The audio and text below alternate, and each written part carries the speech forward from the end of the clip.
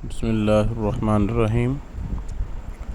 عملیات میں کامیابی حاصل کرنے کے اصول۔ سب سے پہلے یہ مناسب ہے کہ ان شکایات جن کا عام رونا ہے کہ اعمال کامیاب نہیں ہوتے، پڑھائی میں کچھ نہیں ہے جی، بس محض ڈھکوسلے ہیں، اور ان بزرگان دین پر جو اس فن شریف کے موجد ہیں ناحق باتیں بنائی جاتی ہیں، لیکن جو کچھ ان قابل تعظیم بزرگوں اور قدیم اساتذہ عظام نے اس فن کی نسبت تحریر فرمایا ہے 100% درست ہے۔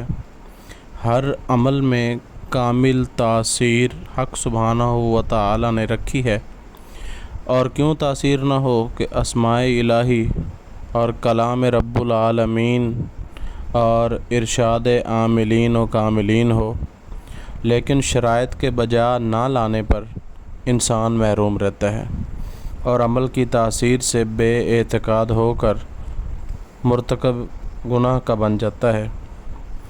قرآن مجید فرقان حمید میں ارشاد باری تعالی ہے، انی لا اضیع عمل عامل منکم من ذکر و انثی۔ ترجمہ کہ میں کسی عمل کرنے والے کے عمل کو مرد ہو یا عورت ضائع نہیں کرتا۔ یہ آل عمران کی آیت نمبر 195 ہے، جس میں اللہ جل شانہ خود فرماتے ہیں کہ جو بھی عمل کرتا ہے میں اس کی محنت کو ضائع نہیں کرتا۔ تو شرط اول جو ہے عملیات میں وہ یہ ہے کہ یقین کامل ہو۔ اپنے دل میں یقین کامل رکھیں کہ اللہ تعالیٰ نے آیات قرآنیہ میں بڑے بڑے اسرار رکھے ہیں، اور بزرگوں کے اس طریقہ اعمال میں قوی اثرات ہیں۔ جو شخص عمل کرتا ہے اور پھر شک لاتا ہے دل میں، تو عمل کی تاثیر سے محروم رہتا ہے، عمل اسے نفع نہیں دیتا۔ بات ہے یقین و اعتقاد کی۔ کامل یقین اور اعتقاد ہی ایمان کا دوسرا نام ہے۔ جو لوگ عملیات و وظائف میں ناکامی کا رونا روتے ہیں، ان میں بے یقینی، بے اعتمادی اور شک کا عنصر ہوتا ہے۔ حضرت سلیمان علیہ السلام نے فرمایا، جو کچھ انسان اپنے دل میں پختہ طور پر سوچتا اور تصور کرتا ہے وہی بن جاتا ہے۔ حضرت عیسیٰ علیہ السلام نے فرمایا، جب تم دعا کرو تو یقین رکھو کہ وہ قبول ہو گئی ہے اور وہ قبول ہو جائے گی۔ صحیح مسلم شریف میں یہ الفاظ ہیں کہ اپنے رب سے بڑے وثوق کے ساتھ سوال کرو، کیونکہ اس کے سامنے کوئی چیز بڑی نہیں۔ حضور نبی کریم رسول مقبول صلی اللہ علیہ وآلہ وسلم کا فرمان مبارک ہے کہ تم میں سے کوئی دعا نہ کرے جب تک کہ اسے اس کی قبولیت کا پورا یقین نہ ہو، یعنی اپنے عمل پر پورا بھروسہ ہو۔ کامیابی اعمال کا یہی راز ہے۔ بمطابق حدیث ربانی اللہ تعالیٰ فرماتے ہیں کہ میں بندے کے گمان کے ساتھ ہوں، جیسا کہ وہ میرے ساتھ رکھے، بس جیسا گمان رکھے گا نتیجہ نیک کا نیک اور بد کا بد ہوگا۔ تو سامعین کرام، روحانی علوم و فنون بچوں کا کھیل نہیں ہے، بلکہ لوہے کے چنے ہیں۔ سب سے اول جو چیز ہے وہ یقین کامل ہے، میں نے آپ کو بتا دی ہے۔ جو اس سے محروم ہوا وہ اس وادی میں قدم نہ رکھے، قطعاً کبھی بھی وہ فیض نہیں پا سکے گا۔ تو شرط دوم عملیات میں کامیابی کی یہ ہے کہ تقوی و پرہیزگاری اس میں داخل ہے۔ حلال کھانا، مخلوق میں کسی کو تکلیف نہ دینا، خود تکلیف برداشت کرنا، جھوٹ، غیبت، چغل خوری کا چھوڑنا اور سچ کو لازم پکڑنا، مخلوق خدا سے شفقت و مہربانی سے پیش آنا۔ علماء و حکماء اس بات پر متفق ہیں کہ جو شخص اللہ تعالیٰ سے ڈرتا ہے اس کے لیے ہر چیز مسخر و فرما بردار ہو جاتی ہے۔ تیسری شرط یہ ہے کہ عمل کو مقررہ وقت پر پڑھنا اور اس پر ہمیشہ قائم رہنا۔ خدا نخواستہ اگر نتیجہ برآمد نہ ہوا تو بھی عمل کو پڑھنا ترک نہ کریں، دوبارہ کریں اور 6 بار کریں، یعنی تیسری مرتبہ کریں۔ بس جو مسلسل کوشش کرتا رہتا ہے وہ اپنے مقصد کو پا لیتا ہے، اور طلب کرنے والے کا راستہ عاشق صادق کا راستہ ہے۔ اگر اکتا جائے گا تو مقصد حاصل نہ کر سکے گا، اور اگر ہمیشگی کرے گا تو اپنا مقصد پا لے گا، اگرچہ کچھ دیر کے بعد مقصد حاصل ہوگا، لیکن اس دیر میں خیر ہے۔ تو چوتھی شرط اس کی یہ ہے کہ پوشیدگی ہو، چھپا ہوا ہو، یعنی خلوت، اکیلا پن، الگ تھلگ ہو کے خلوت کی جگہ پر عمل پڑھا جائے، کہ عمل کو کوئی دیکھے نہ، اور نہ کسی کو بتائے کہ میں فلاں عمل پڑھ رہا ہوں۔ اور حدیث شریف میں آیا ہے کہ اپنی حاجتیں پوری ہونے میں مدد طلب کرو پوشیدگی کے ساتھ۔ 5ویں شرط یہ ہے کہ روحانیات سے کبھی بھی خلاف شرع کام نہ لیں۔ ایسے نہ ہو کہ کسی الٹے کام میں عمل کر دیں، کسی الٹے کام میں کوئی وظیفہ پڑھ دیں۔ تو ناجائز کام میں اگر کوئی بھی کام کیا تو اس کا انجام برا ہوگا، اور کبھی بھی خلاف شرع کسی بھی کام میں آپ نے عملیات کو استعمال نہیں کرنا، نہ کبھی کوئی نقش، لوح یا تعویذ، خاتم، طلسم ناجائز اور خلاف شرع مقصد کے لیے تحریر کرنا ہے۔ 6ٹھی شرط یہ ہے کہ کسی بھی نقش، تعویذ، خاتم، لوح، حجاب اور عمل اور روحانیات کو ردی چیزوں میں استعمال نہ کریں۔ ایسی چیزیں جو ان کے بغیر حاصل کرنا ممکن ہو، ان کے حصول میں انہیں استعمال نہ کریں، اس لیے کہ روحانیات کی اس فعل میں توہین ہوتی ہے، اور اس کے حق میں کمی ہے کہ انہیں حقیر چیزوں میں استعمال کیا جائے۔ تو 7ویں شرط یہ ہے کہ عمل کا نفس زندہ ہو، فانی لذتوں کی طرف اور بیکار کاموں کی طرف متوجہ نہ ہو، بلکہ بڑے مرتبوں کے حصول کا ارادہ ہو، نفس کا غلام نہ ہو، اس کا جینا مرنا دن رات ہمیشہ اعمال میں گزریں۔ ایسا نہ ہو کہ وہ دوسرے مشاغل میں ہو، فضول مشاغل میں مبتلا رہے ہر وقت، جیسے آج کل دور چل رہا ہے، فضول چیزوں میں، موبائل میں سارا دن گزار دے یا فضول جگہوں پہ سارا دن گزار دے۔ ایسا نہ ہو، اپنا ذکر میں مشغول رہے، اپنے عمل کی طرف توجہ رکھے اور اپنے آپ کو عامل سمجھے۔ تو 8ویں شرط یہ ہے کہ اعمال خیر شر میں جب کسی 2 اشخاص میں محبت یا عداوت پیدا کرنی ہو، یا اس جیسے کسی مقصد میں، تو آپ کو ان کے بارے میں مکمل جو ہے واقفیت ہونی چاہیے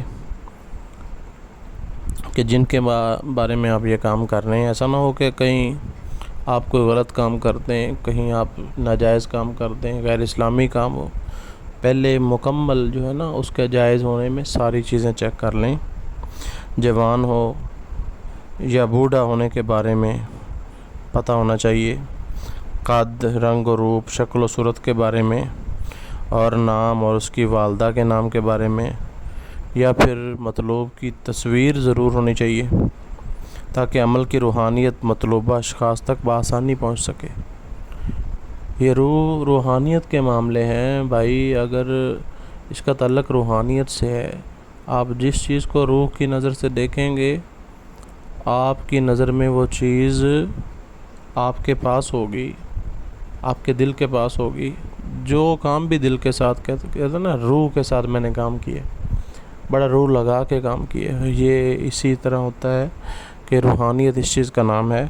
اگر آپ سامنے تصویر رکھ کے عمل کریں گے تو اس تصویر والے پر اس کا اثر پڑے گا۔ 9ویں نمبر پہ جو شرط ہے کہ دوران ریاضت، جب آپ کسی عمل کا ورد کر رہے ہیں، وظیفہ کر رہے ہیں، چلہ کشی کر رہے ہیں، اس کا ریاض کر رہے ہیں، تو اس ریاضت کے دوران عامل کا دل خوشی و غمی سے پاک ہو، عمل کے دوران غلطی اور بھول نہ کرے، اور عمل کی تمام شرائط کی پابندی کرے۔ 10ویں شرط یہ ہے کہ ریاضت میں پڑھنے والا عمل آپ کو درست ادائیگی کے ساتھ زبانی یاد ہونا چاہیے، کیونکہ زبانی پڑھنے سے یکسوئی پیدا ہوتی ہے اور توجہ ادھر ادھر نہیں ہوتی، اور کامل توجہ ہی کامل عمل بناتی ہے بندے کو۔ کامیابی کے اہم ارکان میں سے ایک رکن کامل توجہ ہے۔ اس کے علاوہ تسخیر شدہ روحانیات سے جو معاہدہ کیا جائے اس پر قائم رہیں۔ تو تسخیر کس کی ہوتی ہے؟ عاملین حضرات کو زیادہ بہتر پتہ ہے، جو نئے لوگ ہیں ان کو بھی اس طرف ذرا توجہ دلانی پڑے گی کہ جب وہ کسی چیز، کسی موکل یا کسی اپنے عمل میں جو حاضری آتی ہے اس کی اگر تسخیر کرتے ہیں تو اس کے ساتھ ایک معاہدہ ہوتا ہے، ایک بات چیت ہوتی ہے، تو وہ اپنے معاہدے پہ قائم رہیں اور ہمیشہ جائز اور اسلامی معاملات ہی اس میں ملحوظ رکھیں۔ اپنے معاہدے کو ایسا نہ ہو کوئی غلط ڈیمانڈ نہ کر دیں۔ تو اس کے بعد جو 11ویں شرط ہے کہ دنیا میں کوئی کام ایسا نہیں ہے جو بغیر رہنما کے سیکھا جائے، پس روحانی علوم و فنون کو باقاعدہ مشائخ اور اس فن کے ماہر عاملین سے باقاعدہ سیکھا جاتا ہے۔ آج کل تو یہ جعلی عمل، جعلی پیر، اس طرح کی باتیں چل رہی ہیں، تو بات کچھ طرح سے ٹھیک بھی ہے، لیکن یہ جعلی کر کے اصل جو اس فن کے ماہر ہیں ان کی بھی ناقدری ہوتی ہے، گستاخی ہوتی ہے۔ تو یہ فن کوئی عام سا فن نہیں ہے۔ کوئی بھی جاہل آدمی جس کو کلمے نہ آتے ہوں، کوئی بھی ان پڑھ آدمی جس نے سکول کا دروازہ نہ دیکھا ہو، کسی مدرسہ میں نہ پڑھا ہو، ایسے 2-4 پنجابی کی باتیں یاد کر کے عامل نہیں بن جاتا۔ اس کے لیے بہت محنت کرنی پڑتی ہے۔ عامل علم والا ہوتا ہے، علم کے بغیر عالم جو ہوتا ہے نا، عالم جیسے کہتے ہیں کہ عالم تمام علم میں اپنے میں ماہر ہے نا، تو جب عالم کی بات آتی ہے تو عالم صرف یہ نہیں ہوتا کہ دین کا علم پڑھنے والے کو عالم کہتے ہیں، جو جس علم میں ماہر ہو وہ اس علم کا عالم ہوتا ہے۔ تو بات یہ ہے کہ اس میں باقاعدہ سے سیکھا جاتا ہے۔ یہ روحانی معاملات ہیں، روحانی رہبر سے اجازت عملیات حاصل کی جاتی ہیں، اجازتیں ملتی ہیں۔ تمام علماء اور حکماء جو اس فن شریف کے گزرے ہیں وہ اس بات پر متفق ہیں، جو شخص اجازت حاصل نہیں کرتا اس علم شریف کو، پس علم و عمل اس کا اس لڑکے کی مثال ہے جو نسبت کیا گیا ہے، ٹھیک ہے، مطلب کہ اس کا منسوب کر دیا ہے کہ جی یہ فلاں کا ہے لیکن باپ ہے نہیں، تو اس میں اجازت ضروری ہوتی ہے۔ ایسے صرف منسوب کرنا ظاہر نہیں ہوتا، اس میں بندے کو اپنا استاد بنانا پڑتا ہے، اس کے ساتھ اپنی نسبت جوڑنی پڑتی ہے، اپنا نام اپنے استاد کے ساتھ لگانا پڑتا ہے۔ تو اس کی جو 12ویں شرط ہے کہ عمل اور نقوش میں علم نجوم کی مناسبت ہونی چاہیے، یعنی درست وقت کا انتخاب جو ہے نا وہ بہت ضروری ہے کہ مناسب ساعت میں کون سی ساعت چل رہی ہے، ساعت جو صاد ہے، صاد اکبر ہے یا نحس ہے یا جو بھی ساعت ہے اس کو چیک کیا جائے، اسی ساعت میں اس خاتم اور نقش کو لکھا جائے، اور نقش کو، لوح کو، خاتم کو، طلسم وغیرہ جس چیز پر، مثلا دھات پر لکھ رہے ہیں، پتھر پر لکھ رہے ہیں، کاغذ پر، کپڑے پر لکھنا جو بتایا گیا ہو اسی پر تحریر کیا جائے، اپنی مرضی نہ کی جائے۔ تلاوت قسم کی جو ہر عمل کے ساتھ مناسب ہے اس کی تلاوت کی جائے، جس طرح روحانی رہبر بتائے یا مصنف، جیسے کہ کچھ لوگ کتابوں میں پڑھ کے بھی عمل کرتے ہیں، تو اس طرح عمل کیا جائے، اور جس عمل کے ساتھ جو بخور درج ہو وہ روشن کرنا چاہیے، کیونکہ بخورات روحانیات کو مقصد کی طرف متوجہ کرتے ہیں۔ پاکیزگی بدن، لباس، جگہ کا خیال رکھنا بھی بہت ضروری ہے، اور اسی میں داخل ہے کہ قلم، دوات، کاغذ، دھات، پتھر اور ہر وہ چیز جس پر عمل یا نقش لکھا جائے سب پاک ہوں۔ تو غور فرمائیں کہ ایمان کی علامت پاکیزگی ہے، الطہور نصف الایمان، صفائی جو ہے وہ آدھا ایمان ہے۔ تو بزرگ وہی ہوگا، عامل وہی ہوگا جو صاف ستھرا ہوگا۔ ٹھیک ہے، یہاں پر آج کل الٹی باتیں چل رہی ہیں، جس کا کچھ بھی نہیں ہوتا، جو غلیظ قسم کے ہوتے ہیں ان کو لوگ پتہ نہیں کیا کیا بنا کے بیٹھے ہوتے ہیں۔ تو ہر بندہ اس لائن میں لکیر کا فقیر نہیں ہونا چاہیے، خود کو بھی کچھ نہ کچھ، عوام کو بھی سمجھنا چاہیے۔ تو پڑھے لکھے ہیں ماشاءاللہ، پہلے تو تعلیم کی کمی ہوتی تھی، اب تو ماشاءاللہ ہر بندہ ہی پڑھا لکھا ہے۔ تو اس کی جو آگے شرط آ رہی ہے کہ جو اب ہم خاتم وغیرہ نقش لکھتے ہیں تو لکھنے والے عمل کی عبارات کو جیسے لکھا گیا ہے اسی طرح لکھا جائے، اپنی طرف سے کمی بیشی نہیں کرنی چاہیے۔ عمل کو باطل کرنے کے یہ مترادف ہے کہ عمل اس سے ختم ہو جاتا ہے، اس میں کوئی بھی حرفی یا عددی غلطی نہیں کرنی چاہیے۔ تو اس کی جو چال ہے اس چال کے مطابق لکھنا پڑتا ہے۔ لکھتے وقت رجال الغیب کا خیال رکھیں، جو کہ عاملین و کاملین کا طریقہ ہے۔ تو رجال الغیب یہ ایک الگ اس میں بحث آ جائے گی، اس کا میں پھر کبھی بتاؤں گا کہ رجال الغیب کیا ہے، اور رجال الغیب کی طرف منہ کرنا ہے، پشت کرنی ہے، کب کرنی ہے، کون سی تاریخیں ہیں، یہ بھی ساری انشاءاللہ ڈیٹیل بتائیں گے۔ اس سے آگے جو عملیات میں کامیابی کی جو شرط ہے وہ یہ ہے کہ ریاضت کے وقت معدہ جو ہے فضول خوراک سے خالی ہو۔ ہاں ٹھیک ہے، جو ضروری چیز کھائی ہوئی ہے وہ ٹھیک ہے بندہ کھا لیتا ہے، لیکن ایسے نہیں کہ بس بے تکا پیٹ بھرا ہے۔ ٹھیک ہے، تو حیوانات جو ہے ان کے گوشت وغیرہ اس کا تو کھانا بالکل ہی منع ہے، کیونکہ اس سے نفسانی خیالات ابھرتے ہیں، اور ترک حیوانات سے بدن میں لطافت پیدا ہوتی ہے اور روح بیدار ہوتی ہے۔ بدبودار چیزوں کے کھانے سے پرہیز کیا جائے، کیونکہ بدبودار چیزوں سے روحانیات کو نفرت ہوتی ہے۔ تو بدبودار چیزیں نبی پاک صلی اللہ علیہ وآلہ وسلم نے تو کچا لہسن کھا کر مسجد میں آنے سے منع فرمایا ہے۔ آج کل کے عمل جو ہیں وہ سگریٹ نوشی، جو وہی بات آ گئی، عامل نہیں ہے۔ عامل وہ ہوتا ہے جو عمل کرنے والا ہو، جو اپنی چیزوں پہ مکمل طور پہ پکا عامل ہو۔ تو سگریٹ نوشی کر رہے ہیں جی، اس طرح کی بدبودار چیزیں استعمال کر رہے ہیں تو منہ سے اس کی بدبو آتی ہے، تو پھر وہ روحانیت چلی جاتی ہے، روحانیت آتی ہے۔ ان چیزوں پہ عمل کرنے سے عامل وہ ہوتا ہے جو پکے طریقے سے عمل کرے۔